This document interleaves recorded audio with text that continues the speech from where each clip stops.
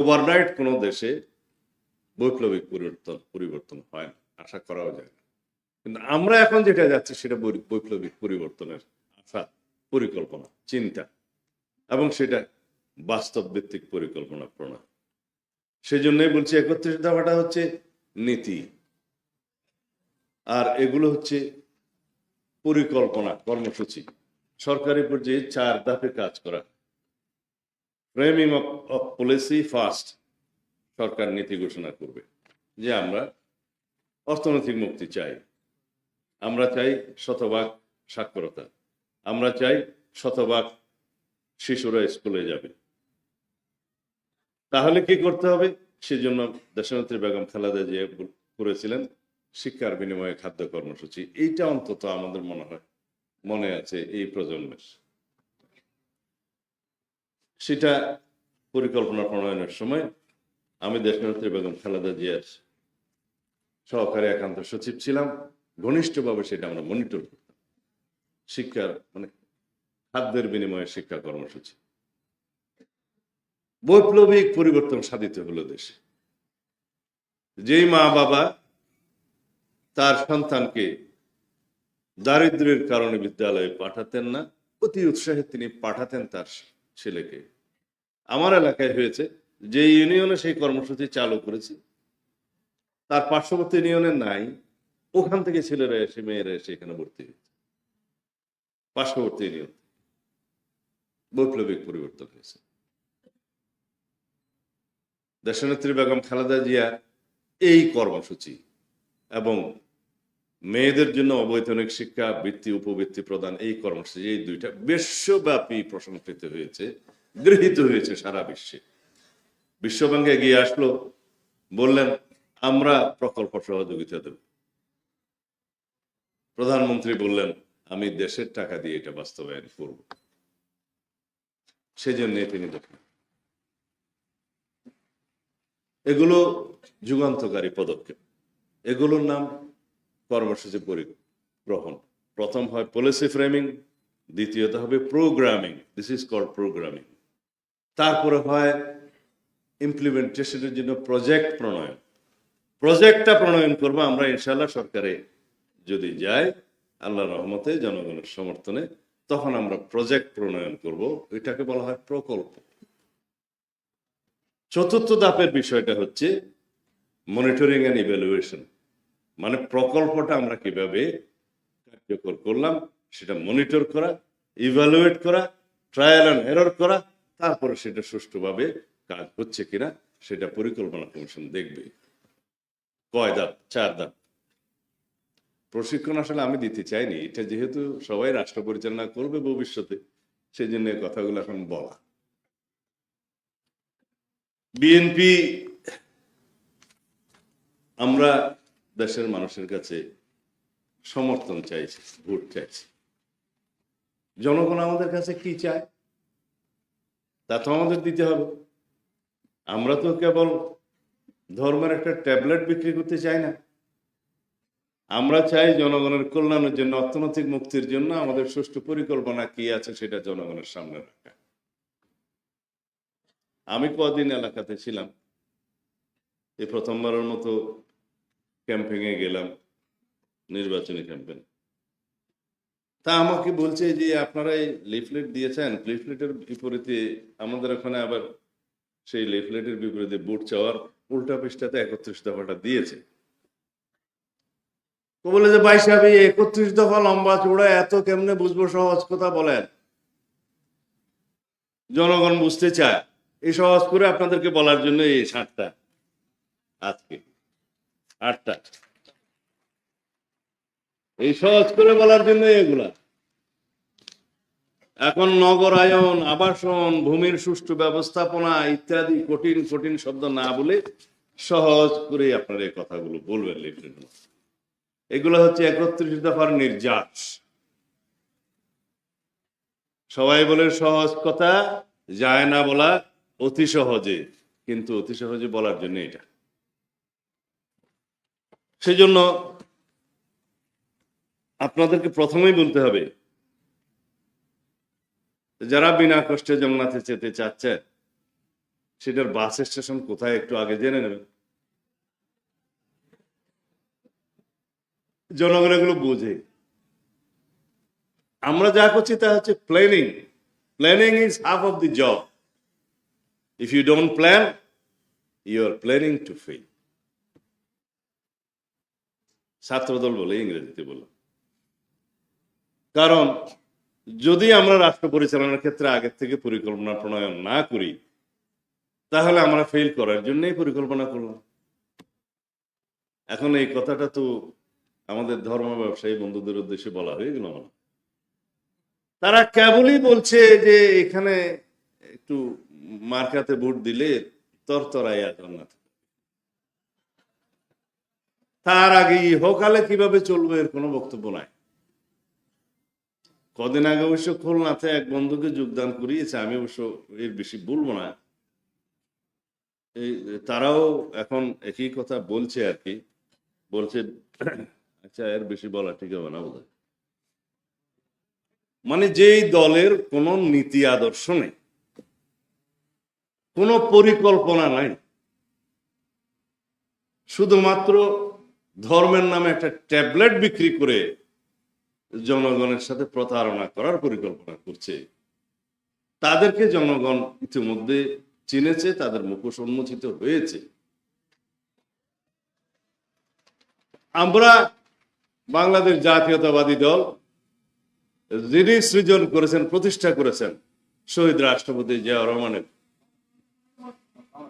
রাজনৈতিক জন্ম থেকে তার শাহাদত বরণ পর্যন্ত, এবং দেশনেত্রী বেগম খালেদা জিয়ার রাজনীতিতে পদার্পণ থেকে আজ পর্যন্ত আমাদের অহংকার, আমাদের তারুণ্যের অহংকার আমরা বলি আমাদের নেতা জনাব তারেক রহমানের রাজনৈতিক সংগ্রামের ইতিহাস এখন পর্যন্ত।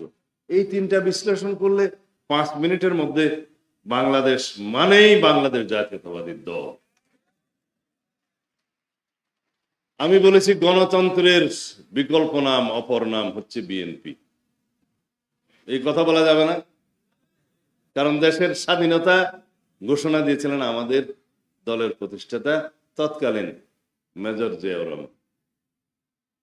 তিনি 1975 সালে প্রায় চিন্তায়কৃত গণতন্ত্রকে পুনরুদ্ধার করছেন সিপাহী জনতার বিপ্লবের মধ্য দিয়ে 7ই নভেম্বর। আবার শহীদ রাষ্ট্রপতি জিয়াউর রহমান, তখন তিনি সেনাপ্রধান। তারপর 1979 সালে প্রাতিষ্ঠানিকভাবে 4র্থ সংশোধনী বাতিল করে 5ম সংশোধনের মধ্য দিয়ে এই দেশে বহুদলীয় গণতন্ত্রের রচনা প্রচলন করেছিলেন শহীদ রাষ্ট্রপতি জিয়াউর রহমান। সেই 5ম সংশোধনী আমাদের সবাইকে জানতে হবে। বাংলাদেশের মূল ভিত্তি রচনা হয়েছে সেদিন, বাংলাদেশের 2য় জাতীয় সংসদের সম্ভবত 3য় অধিবেশন, খুব সম্ভব। সেদিন বাংলাদেশে আইনের শাসন প্রতিষ্ঠা করা হয়েছে। বাকশালে ছিল রাষ্ট্রপতি বিচারপতিদের নিয়োগ করবেন, বরখাস্ত করবেন, বাতিল করবেন, সব ক্ষমতা রাষ্ট্রপতি। আইনের শাসন প্রতিষ্ঠা আমরা এখন অঙ্গীকারাবদ্ধ, ভিত্তি ওখানে। সুপ্রিম জুডিশিয়াল কাউন্সিল প্রতিষ্ঠা করে আজ পর্যন্ত সেটা বহাল আছে। মাঝখানে হাসিনা অবশ্য বাতিল করে দিয়েছিল 16তম সংশোধনের মধ্য দিয়ে। আবার পিতার সেই সংশোধনে নিয়ে আসছিল পার্লামেন্টের মাধ্যমে বিচার বিভাগের যে কাউকে বরখাস্ত করা যাবে। যাই হোক, এগুলো আপনারা সংক্ষিপ্তভাবে বলবেন। গণমাধ্যমের স্বাধীনতা, বিচার বিভাগের স্বাধীনতা, গণতন্ত্রের বহুদলীয়করণ, বহুদলীয় গণতন্ত্রের প্রবর্তন সবই জিয়াউর রহমানের কৃতিত্ব 1979 সালে। তারপরে দেশীয় বিদেশীয় ষড়যন্ত্রের কারণে শহীদ রাষ্ট্রপতি জিয়াউর রহমানের শাহাদত বরণ করতে হলো। তারপরে শুরু হলো দেশনেত্রী বেগম খালেদা জিয়ার রাজনীতিতে আগমন, এদেশের গণতন্ত্রের পুনরুদ্ধারের জন্য লড়াই সংগ্রাম করতে করতে স্বৈরাচার সামরিক শাসন বিরোধী আন্দোলনে বিজয়ী হয়ে 1990 সালে 1991 সালে এদেশে সংসদীয় পদ্ধতির রাজনীতি চালু করল, সরকার পদ্ধতি চালু করল। সেই কৃতিত্ব বিএনপির। 1996 সালে জনগণের দাবিতে আমরা গ্রহণ করলাম সেই সংসদে আমিও একজন সদস্য ছিলাম, সংসদ সদস্য 1996 সালে। আমরা তত্ত্বাবধায়ক সরকার পদ্ধতি প্রচলন করলাম। এই যে গণতন্ত্রের ভিত্তি রচনা, গণতান্ত্রিক প্রতিষ্ঠানগুলোর প্রাতিষ্ঠানিকীকরণ, সাংবিধানিক প্রতিষ্ঠানগুলোকে শক্তিশালীকরণ, ধীরে ধীরে বাংলাদেশের জন্য একটি শক্তিশালী গণতান্ত্রিক রাষ্ট্র হিসেবে পরিণত হয়ে ওঠা, সবই বিএনপি, শহীদ রাষ্ট্রপতি জিয়াউর রহমান, দেশনেত্রী বেগম খালেদা জিয়া রহমান। তার পরবর্তীতে ইতিহাস পাল্টে দেয়া, আবারও বাকশালের মতো একদলীয় শাসন ব্যবস্থা এবং রাষ্ট্র ব্যবস্থার খায়েশ পূরণ করার জন্য মুজিবের কন্যা হাসিনা ফ্যাসিবাদী শাসন ব্যবস্থা কায়েম করল। মুখোশ সাংবিধানিক সরকার, সংসদীয় সরকার, মুখোশ গণতন্ত্রের, ভিতরে বাকশাল। এই ছিল তার শাসন ব্যবস্থার মূল কথা। তত্ত্বাবধায়ক সরকার পদ্ধতি বিলুপ্ত করলেন এবং 14, 18, 24 পর্যন্ত এই অগণতান্ত্রিক শাসন ব্যবস্থা, ফ্যাসিবাদী শাসন ব্যবস্থা কায়েমের মধ্য দিয়ে পৃথিবীর ইতিহাসে সবচাইতে জঘন্য একদলীয় একনায়কতান্ত্রিক ফ্যাসিবাদী অগণতান্ত্রিক শাসন ব্যবস্থা প্রতিষ্ঠা করলেন। বিএনপির ইতিহাসের বিপক্ষে সংক্ষিপ্ত এই ইতিহাসটা আপনারা মাঠে ঘাটে সবাইকে বলবেন। এগুলো হচ্ছে সহজ কথা, যায় বলা অতি সহজ। এই কথাগুলো আপনারা বলবেন। জনগণ বেশি ইতিহাস চায় না। আমাকে যখন জিজ্ঞেস করছে, ভাই সাহেব 31 দফা 1 থেকে 31 পর্যন্ত কে পড়বে, কতজন পড়বে? গ্রামের আমজনতা মানুষ, অনেক মানুষ শিক্ষা দীক্ষা গ্রহণ করতে পারে নাই, বয়স্ক মানুষ, তাদের পড়াশোনা নাই, তাদের জন্য কি করবেন? তাদের জন্য বলবেন হলো আজকের এই কথাগুলো। কৃষককে বলবেন এই কৃষক কার্ড, এটা থাকলে বলবেন আপনি কৃষি ঋণ পাবেন সহজে, সার বীজ পাবেন ন্যায্য মূল্যে, বিনামূল্যে অন্য সেবা পাবেন, কৃষকের সমস্ত তথ্য পাবেন, আবহাওয়া তথ্য পাবেন, সবকিছু পাবেন এই একটা টেলিফোন পিকআপ। ফ্যামিলি কার্ড, মা বোনদের কাছে গিয়ে বলবেন যে পরিবারের, আমরা বলি নারীর ক্ষমতায়, এটা তো শুধু বক্তৃতার মতো বললে হবে না, নারী বুঝতে হবে যে তার আসলে ক্ষমতা আছে। তখন বলবেন যে এই ফ্যামিলি কার্ডটা হচ্ছে আপনার ক্ষমতা, এই পরিবারের আপনি প্রধান, এই ফ্যামিলি কার্ড যদি আপনার থাকে এই পরিবারের মধ্যে আপনার নিরাপত্তা 1 নম্বরে থাকবে। জামাই বাবু খুব সহজে তাকে বকাশকা করতে পারবে না অন্যায় বলে যে এই ফ্যামিলি কার্ডটা হচ্ছে আপনার ক্ষমতা, এটাই আপনার ক্ষমতায়ন, এটার মালিক আপনি। বিনামূল্যে চাল ডাল নিত্য প্রয়োজনীয় দ্রব্যাদি একটা নির্দিষ্ট অঙ্কের আপনি প্রতি মাসে পাবেন। আপনার ফ্যামিলি নিয়ে, সংসার নিয়ে টানা পোড়ানোর করতে হবে না। এটা হচ্ছে ক্ষমতায়ন। পাশাপাশি কি সোশ্যাল সিকিউরিটি, যেটা নিরাপত্তা, সেই নিরাপত্তার মালিক কি? সেই ভদ্র মহিলা যিনি পরিবারের প্রধান। তাহলে কার্ডটা এখানে নারী উন্নয়ন, হ্যাঁ উন্নয়ন শব্দটা বলছি, নারী উন্নয়ন মানে তখন তাকে বলতে হবে যে আপনার সন্তানদেরকে আপনি উন্নত মানের শিক্ষা দিতে পারবেন, উন্নত মানের শিক্ষা দিতে পারবেন, সে আপনার জন্য, দেশের জন্য, সমাজের জন্য, পরিবারের জন্য সম্পদ হবে। এটাই হচ্ছে ডেভেলপমেন্ট। তাহলে এই মা বোনদেরকে 3টা কথা বলুন: আপনার সামাজিক নিরাপত্তা, আপনার ক্ষমতায়ন এবং আপনার উন্নয়ন, আপনার পরিবারের উন্নয়ন, তার মূল চাবিকাঠি হচ্ছে এই ফ্যামিলি কার্ড। এই সহজ কথা বলা যাবে না। আমি সব মাস্টার ট্রেনাররা কিভাবে ট্রেনিং দেবে জানি না। আমি তো একটু আম জনতা মানুষ, তো আমরা, আমার রিজভি ভাই বলতেছিলাম আমরা তো একটা আম জনতা মানুষ। আমি বললাম যে আমদের সাথে যদি আমভাবে কথা না বলা হয়, ইংরেজিতে কথা বলা হয়, তাহলে কাম হবে না। আমাদের দেশে একজন চেয়ারম্যান সাহেব ছিল, তো সে ওই জনগণকে তার মাহাত্ম্য বোঝানোর জন্য মাঝে মধ্যে ইংরেজি বলত। তো তার কিছু মুসাহেব ছিল পাশে, বলতো যে বাহ, কিন্তু জীবনে তার কথা পাবলিক বুঝে নেই। এখন আমরা পাবলিককে বোঝানোর এই সহজ বাজাগুলো বলতে হবে, যে নারীকে বলতে হবে ক্ষমতা, নিরাপত্তা এবং উন্নয়ন, 3টার চাবিকাঠি ফ্যামিলি কার্ড। ফ্যামিলি কার্ড আজকাল সবাই বুঝবে, না বুঝলে বলবেন যে এটা পারিবারিক কার্ড, একটা কিছু বলে। তারপরে আমি মনে হয় বেশি বলতেছি, অসুবিধা থাকলে বলে দিও।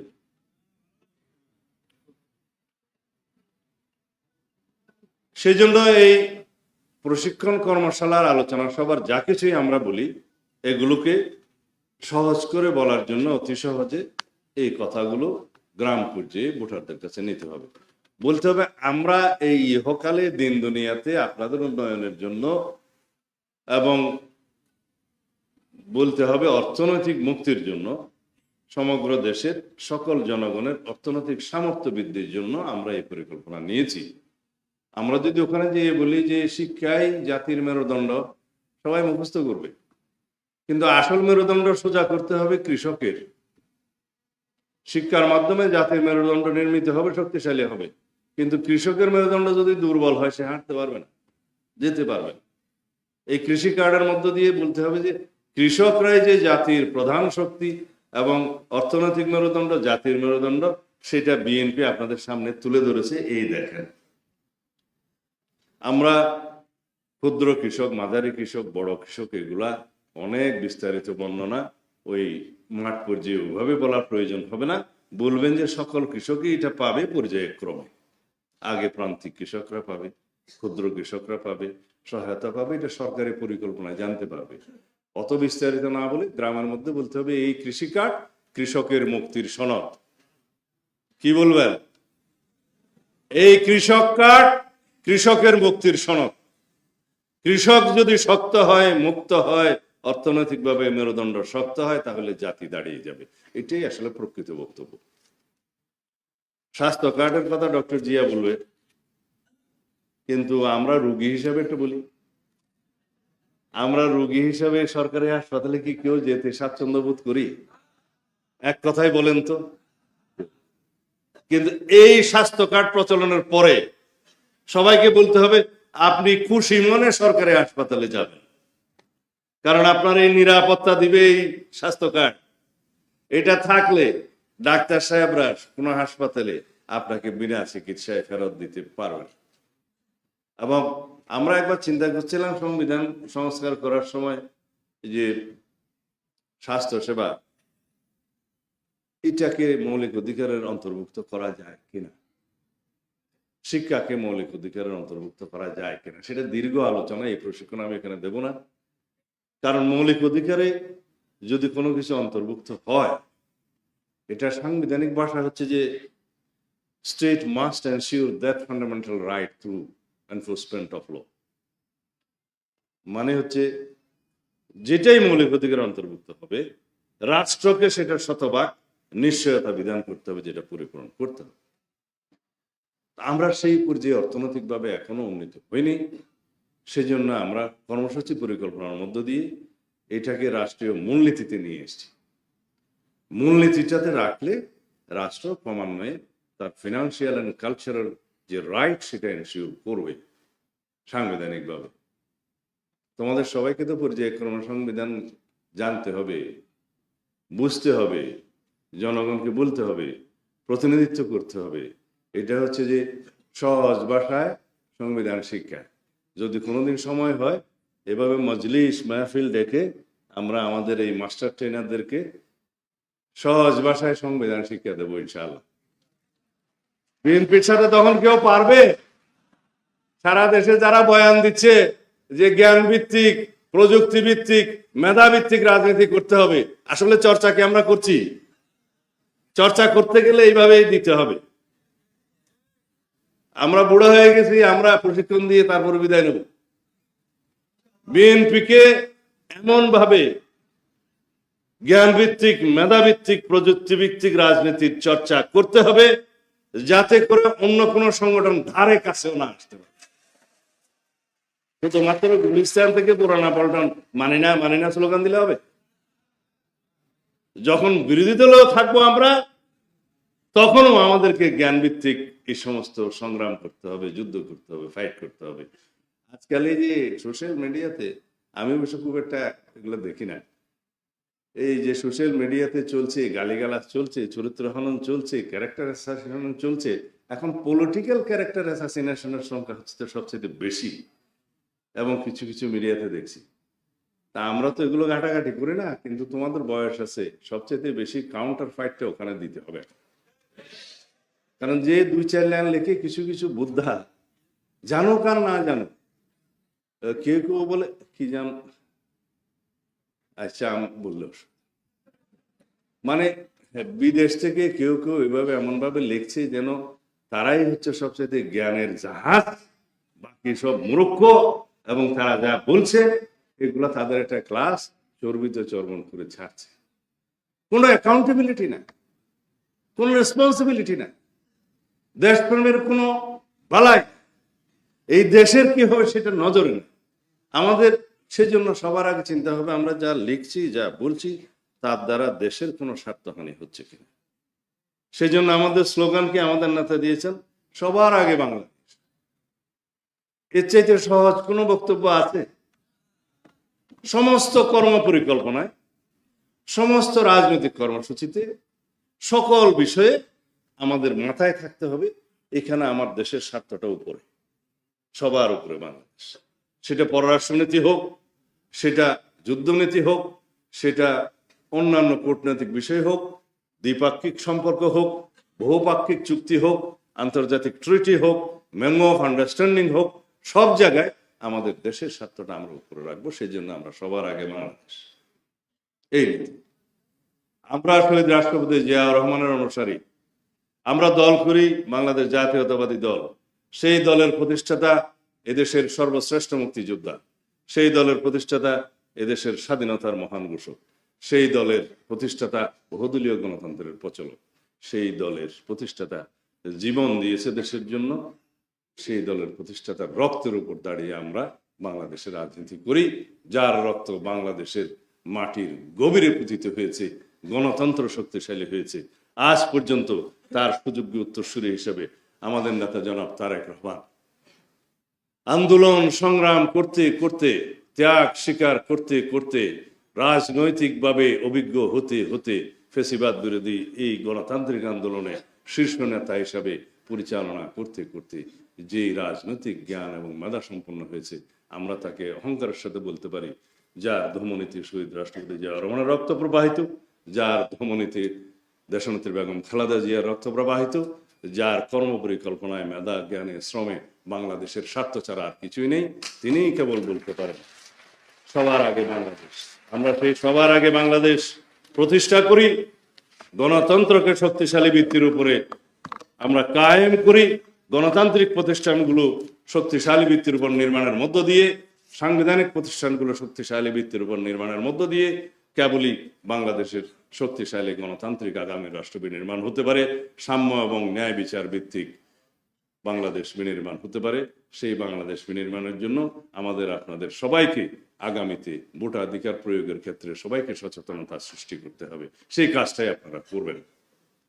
যে ভোটাধিকার আদায়ের জন্য দীর্ঘ 16-17 বছর রক্তাক্ত সংগ্রাম করেছি আমরা, বহু রক্তের সোপান মাড়িয়ে আজকে আমরা এই জায়গায় এসেছি, সেই গণতান্ত্রিক সংগ্রামের সফলতা নির্ভর করবে আমরা কিভাবে ভোটাধিকারটা প্রয়োগ করছি সেখানে।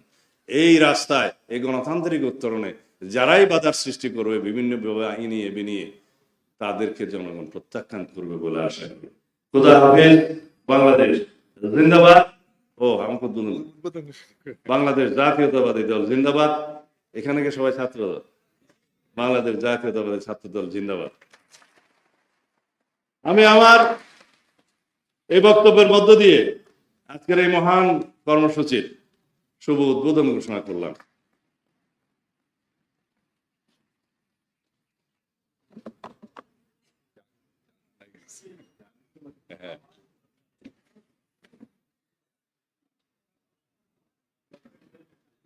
আমাদের উদ্বোধনী পর্ব শেষ হলো, এখন মত বিনিময় পর্ব।